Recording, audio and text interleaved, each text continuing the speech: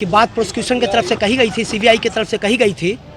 आज 69 witness examine हो गए हैं और 69 विटनेस के रूप में एडिशनल एसपी कलकत्ता सुनील सिंह रावत की गवाही हुई है और हमने उनका जिरह भी किया है।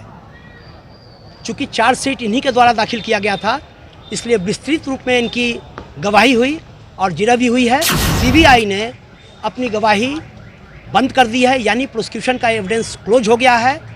अब स्टेज जो है बदलेगा, आगे की कार्रवाई होगी। जो भी अनुसंधान हुआ है वो डिफेक्टिव है, दिशा विहीन है। नमस्कार, आप देख रहे हैं फर्स्ट लुक बिहार में। आपके साथ विवेक कुमार।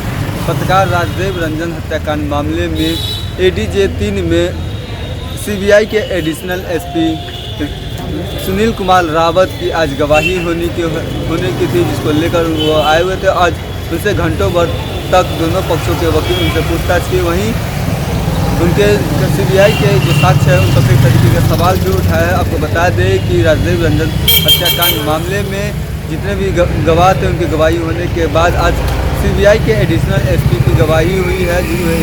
गवाही में उनके साथ वकीलों ने लगभग 1.5 घंटे तक बहस की है और उनके साक्ष्यों पर भी सवाल उठाया है। पूरे मामले को लेकर अधिवक्ता क्या कुछ कह रहे हैं, आप पहले वो सुनिए। तत्कालीन जो एसपी थे आज उनकी पेशी हुई है, तो क्या कुछ हुआ है? देखिए, वो चीफ इन्वेस्टिगेशन ऑफिसर भी थे इस केस के। ये घटना 2016 की है, 13 मई 2016। और जो विटनेस का लिस्ट ऑफ कैलेंडर जो आया था उसमें 99 विटनेस की बात प्रोसिक्यूशन की तरफ से कही गई थी, सीबीआई की तरफ से कही गई थी।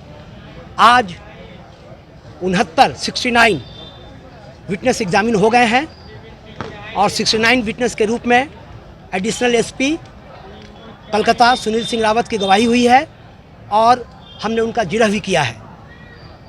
चूँकि चार्जशीट इन्हीं के द्वारा दाखिल किया गया था, इसलिए विस्तृत रूप में इनकी गवाही हुई और जिरह भी हुई है। आज का जो स्टेज है, इतने लंबे समय के बाद सीबीआई ने अपनी गवाही बंद कर दी है, यानी प्रोसिक्यूशन का एविडेंस क्लोज हो गया है। अब स्टेज जो है बदलेगा, आगे की कार्रवाई होगी।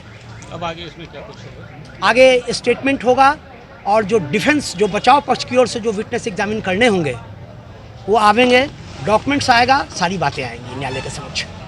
कोर्ट के में जब बहस हुई है, बहस में क्या कुछ बातें रखी गई हैं? जो कोर्ट में जो बहस हुई है उसमें स्पष्ट रूप से मैंने रखा है कि जो भी अनुसंधान हुआ है वो डिफेक्टिव है, दिशा विहीन है।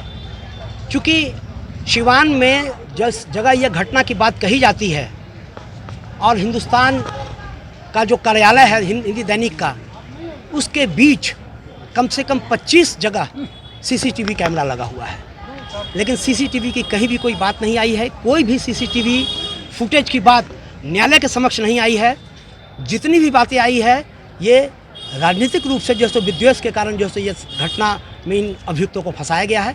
मेरा यही कहना है और मेरा सबमिशन भी न्यायालय के समक्ष यही होगा। फिर आपको लगता है अभी तक जो सीबीआई की जांच रिपोर्ट आई है वो सही है? क्योंकि इसमें गवाह को ही मरा हुआ दिखा दिया जाता है और कभी देखिए, ये प्रेजेंटेशन दिख रही है। देखिए, विचित्र स्थिति है। एक एग्जाम्पल नहीं है, दो एग्जाम्पल है। न्यायालय के समक्ष हमने इस बात को भी रखा है कि जिसकी गवाही हो गई है, सीबीआई प्रेशराइज करके पुनः उसको लाया है कि आप इस ढंग से गवाही दे दो। इस तरह की घटना हुई है। बादामी देवी के मामले में तो सर्वविदित है, ये हिंदुस्तान का फर्स्ट केस होगा जो कि सीबीआई किसी जीवित व्यक्ति को, जो कि सीबीआई का ही गवाह था, उसका डेथ वेरिफिकेशन रिपोर्ट न्यायालय के समक्ष दाखिल कर दिया जाए और उसको मरा हुआ घोषित कर दिया जाए, जबकि बादामी देवी स्वयं न्यायालय में उपस्थित हुई थी। ये जानकारी आप लोगों को है। तो आपने सुना कि अधिवक्ता ने क्या कुछ कहा। उन्होंने बताया कि दरअसल पत्रकार राजदेव रंजन हत्याकांड मामले में सीबीआई के एडिशनल एसपी सुनील कुमार रावत की आज गवाही हुई है। उनसे कई तरीके के सवाल भी पूछे गए हैं और सीबीआई के जो साक्ष्य है उन पर भी सवाल उठे हैं। और आपको बता दें कि अधिवक्ता का कहना है कि सीबीआई की ओर से अब कोई भी कार्रवाई नहीं की जाएगी, कोई भी साक्ष्य नहीं जुटाया जाएगा। अब जो भी होगा आगे का फैसला तो आगे की जजमेंट में किया जाएगा। तो इसी तरीके की खबर के साथ बने रहे, हमें चैनल को लाइक करें, सब्सक्राइब करें।